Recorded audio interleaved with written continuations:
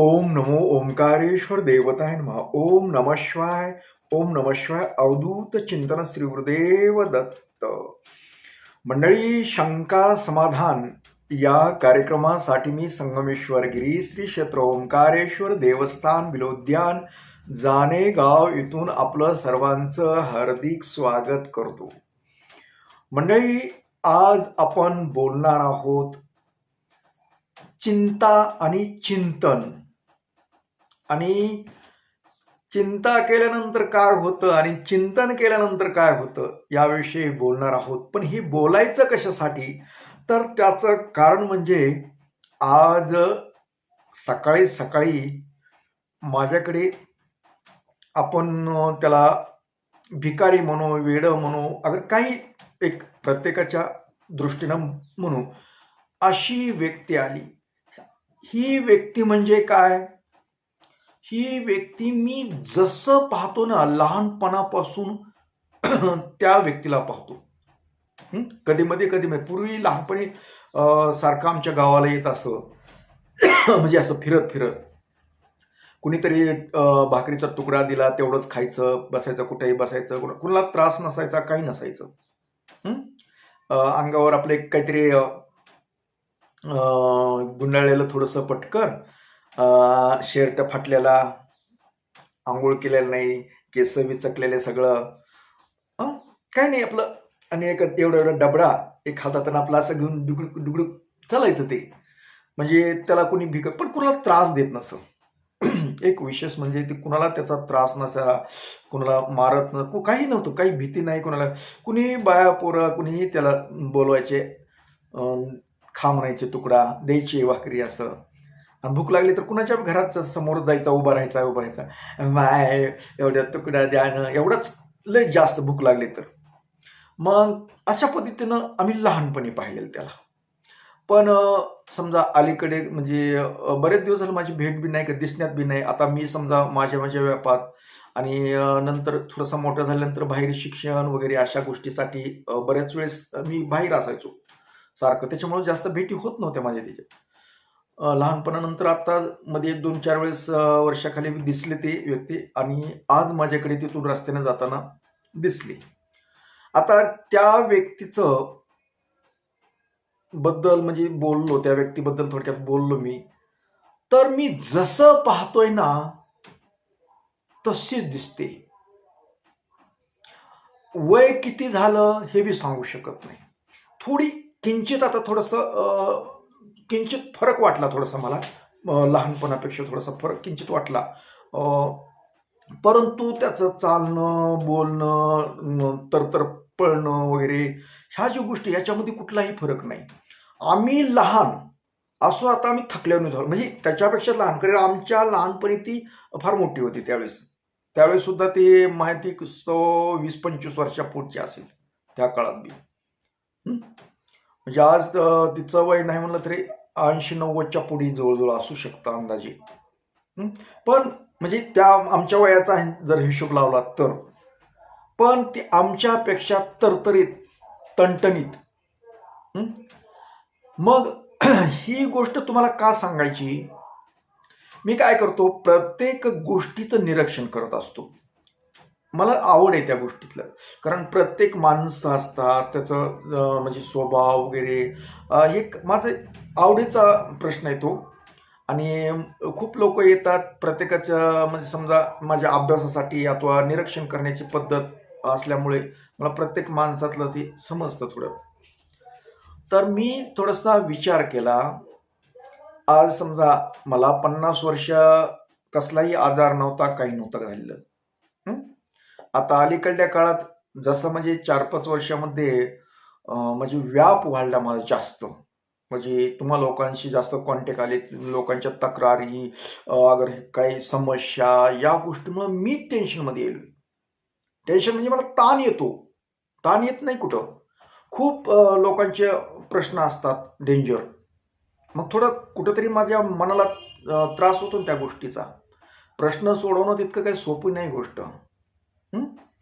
मग त्यावेळेस थोडंसं, मग आता थोडंसं माझं शरीर साथ देत नाही. समजा थोडक्यात मी तुम्हाला जरी सांगत असलो की चिंता करून चिंतन करा, तरी मी बी तेच करतो म्हणून थोडासा बरा आहे.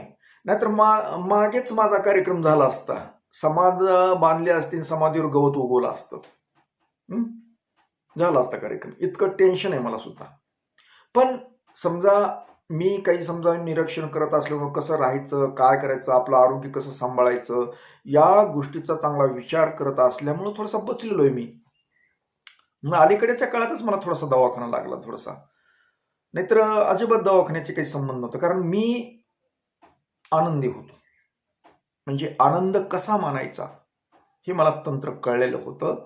फक्त अलीकडल्या काळात वापर करता येत नाही जास्त. म्हणून म्हणजे तुमच्यामुळंच थोडक्यात तुमच्या जी समस्या आहे त्या सोडवता माझ्या नाकी नऊ यायला लागलं. तर आता विषय त्या व्यक्तीबद्दल बोलतोय आपण. तर मला जशी पाहण्यात आहे ती व्यक्ती ती तशीच दिसते, अजून ठणठणीत. कुठला रोग नाही, काय नाही, कुठं आजारी पडल्याचं काय दवाखाना काय माहित नाही.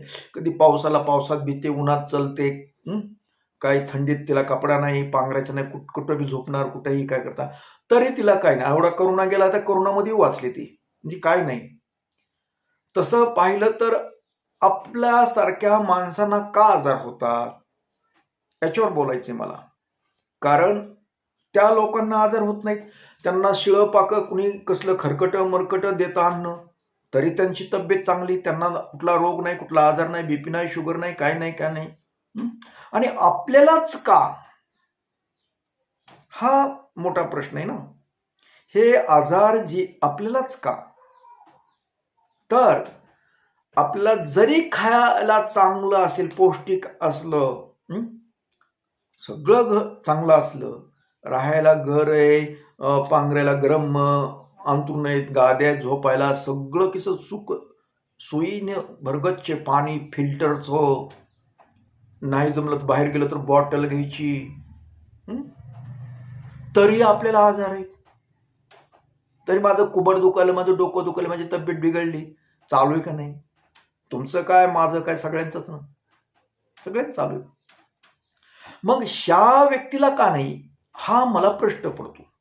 आणि मी ज्यावेळेस असा विचार करतो त्यावेळेस म्हटलं की बाबा, फक्त याच्यातलं मेन कारण आहे की अशी व्यक्ती, अशा अनेक तुमच्याही पाहण्यात असतील, तुमच्याही परिसरामध्ये असे येडे, भीक मागणारे व्यक्ती रस्त्याला कुठेतरी पडलेले, ते कुठलं त्यांचं दुखत नाही, कुठल्या दवाखान्यात जात नाहीत, कुठलं काय नाही, तरी ती ठणठणीत आहेत. आणि आपण ही दुखायला, ती दुखायला, काहीतरी आजार आहे, मोठा आजार आहे, अमुक आहे, तमुक, हे असं का? तर त्यातली एक सोपी गोष्ट सांगतो.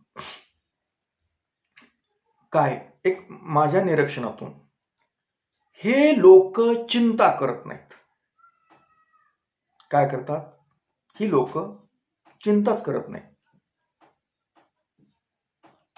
काही नाही, दिला तुकडा, आत्ताच्या पुरता भूक लागली, मिळाला, नाही मिळाला, निघाला बोंबलत, झालं. कमवण्याचं, मला महाडी बांधायची, मला गाडी घ्यायची, कुठल्या डोक्यात विचार नाही, कुणाचं कसं होईल त्याचा विचार नाही. म्हणजे ही असला कुठल्याही भविष्याचा विचार करत नाहीत. आत्ता पोटाला भूक लागली ना, बस एवढं. अंगावर वस्त्र आहे का, थंडी वाजायली का, काही होईल का, काही देणं घेणं नाही त्यांना. म्हणजे चिंतामुक्त जीवन जगतात. आणि पहा तुम्ही, अजून अशा लोकांच्या तब्येती सुद्धा बऱ्यापैकी असतात, सर्वता असतील खरपडतीचं, पण टणटण पळतात. आणि आपलं काय होतंय, गुडघा दुखायला, काही दुखायला चालूच राहतं. फक्त ह्यांचं आरोग्य, ह्यांना खायला चांगलं नाही, औषध उपचार नाही, कुठलं काही नाही, पण मेन त्यांचं औषध म्हणजे ते कोणत्याच गोष्टीची चिंता करत नाही. मी बोलतो ना, अशा व्यक्तीला काहीच नसतं, त्यांचं ध्येयच नाही, म्हणून त्यांना आरोग्य. आता आपण त्यांच्यापासून बाकीच्या गोष्टी काही घ्यायच्या नाहीत, फक्त आपण एक महत्वाची गोष्ट शिकायची असते, आणि ती गोष्ट म्हणजे चिंतामुक्त जीवन जगणे. जर आपण चिंतामुक्त जीवन जगलो, चिंता नाही केली, टेन्शन नाही घेतलं कुठलं, तर आपले सुद्धा आजार कमी होतात. आणि किरकोळ आजार तर होतच नाही. मोठे मोठे जरी आजार असेल तरी नॉर्मल होतात. जरा समजा तुम्हाला शुगर आहे, बीपी, तर तुम्ही चिंतामुक्त राहा. बघा तुमची बीपीची लेवल मध्ये राहील आणि शुगर सुद्धा वर जाणार नाही, लेवलमध्ये राहील. हा प्रयोग करून बघा. टेन्शन मुक्त राहणं, चिंता मुक्त राहणं हे आपल्याला आरोग्याच्या दृष्टीनं खूप चांगलं आहे. तुम्हाला मी वेड्याचा ते आधार घेतला, पण हे सांगायचं होतं मला, केवळ आपण खूप गोष्टीचा विचार करतो. खूप आपलं तर असतं पोराच्या पोराचं, त्याचा विचार, ह्याचा विचार, ही करायचंय, ती करायचंय, अमुक करायचंय, तर मग सतत ताण, टेन्शन, समाधानच मानायचं नाही आपल्याला. आणि सगळ्यात हीच मोठी आपली चूक आहे. आपलं आरोग्य बिघडण्याचं कारण म्हणजे दुसरं तिसरं काही नाही, फक्त टेन्शन. टेन्शनमुळे आपल्याला आजार जडतात. मग कुठलेही आजार असो, मानसिक आजार जडतात, शारीरिक आजार दुसरे बी आहेत, कुठलेही जी आजार आहेत ना जडतात ना, केवळ चिंता करतो, अति चिंता करतो, टेन्शन घेतो त्याच्यामुळे. आणि विनाकारण आपली आर्थिक हानी सुद्धा होते. डॉक्टरची भरती करतो आपण आणि त्या औषधानं काही होत नाही. मी सुद्धा अनुभव घेतलेत या गोष्टीचे, खूप पैसे खर्चले. पण मेन कारण माझ्यापाशीनं, मेन औषध माझ्यापाशीच आहे. प्रत्येक माणसापाशी औषध असतं ते. मी बऱ्याच, माझ्याकडे शुगर चेक करायचं ते मशीन आहे, ते ग्लुकोमीटर म्हणून असतं ते. तर मी चेक करतो. ज्या दिवशी मला ताण नसते ना, मी आनंदी असेल, फ्रेश असलो ना, कुठला समजा कॉल नसेल टेन्शनचा काही, अगर फ्रेशमध्ये असेल तर शुगर लेवल ऑटोमॅटिक, गोड चहा पिला तरी शुगर लेवल राहते माझी. हा मी अनुभवलेला आहे. आणि कुठल्या तरी फोनचा, एखाद्या गोष्टीचा विचार करतो, कारण ते एखाद्या समोरच्या व्यक्तीनं आपल्याला फोन केला की त्याचं कसं करायचं, मग ते सगळे तणावातले फोन असतात माझे. मला स्वतःचं वैयक्तिक असं टेन्शन अजिबात नाही मला, मी घेत नाही. मी तुम्हाला ज्या अर्थी सांगतो त्या अर्थी मी कशाला घेईल. मला तुम्हा लोकांचे टेन्शन आहे जास्त ना, मला कशाचं नाही, कुठलं मला काही करायचं नाही, कुठलं प्रापंचिक जीवनातलं नाही, कुठलं अगर मला ही अमुक गोष्ट करायची ती मिळते का नाही म्हणून हा बद्दल काही माझं टेन्शन वगैरे येत नाही. पण टेन्शन असतं ते तुमच्या समस्याचं टेन्शन असतं. त्याच्यामुळे कधी कधी शुगर खालीवरी करते ना, त्यावेळेस मी चेक करतो ना, गोड नाही खाल्लं, काही नाही केलं तरी शुगर वर चढते, फक्त ताण आला की. आणि गोड खाऊन चहा 4-5 वेळेस होऊन बी शुगर, जर मी आनंदी राहिलो, कुठलं ताण नसेल आलेला, काय असेल तर मी चेक करतो, दररोजच्या दररोज चेक करतो ते, तर नॉर्मल राहते. म्हणजे काय आहे का, खाण्यावर शुगरचं काही एवढं होत नाही, माहिती आहे का. खाण्यावर होत नाही म्हणजे तुम्ही काय बी खा असं म्हणत नाही मी तुम्हाला. पण जास्तीत जास्त ताण घेतला ना, टेन्शन घेतलं की कुठल्या तरी गोष्टीला चांगला मनावर लावून घेतलं ना, की वाढलं कार्यक्रम. हे तुम्हाला एक उदाहरण माझ्याहून सांगितलं तुम्हाला. म्हणून ह्या येड्या व्यक्तीकडून काय शिकायचं की टेन्शन मुक्त राहायचं, फक्त बाकीचं नका शिकू. ती दगड मारित असते कधी कधी, शिवाय बी देते, मग द्यायचे का, तसला करायचं नाही. फक्त आपल्याला त्याच्याकडून टेन्शन मुक्त राहायचं.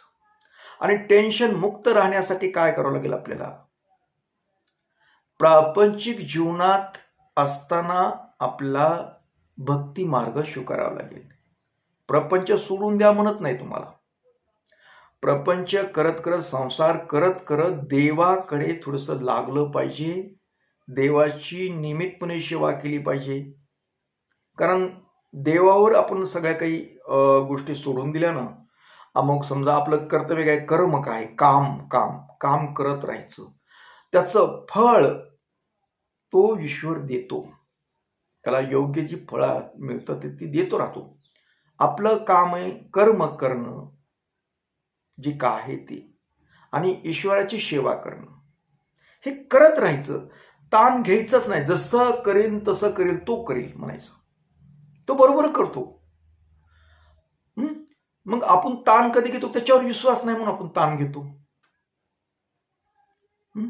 आणि विश्वास विश्वास ठेवण्यासाठी आपल्याला नियमितपणे देवपूजा करावी लागेल, शंभूचं करावं लागेल, मंत्र करावं लागतील, त्याचे मंत्र बोलावं लागतील.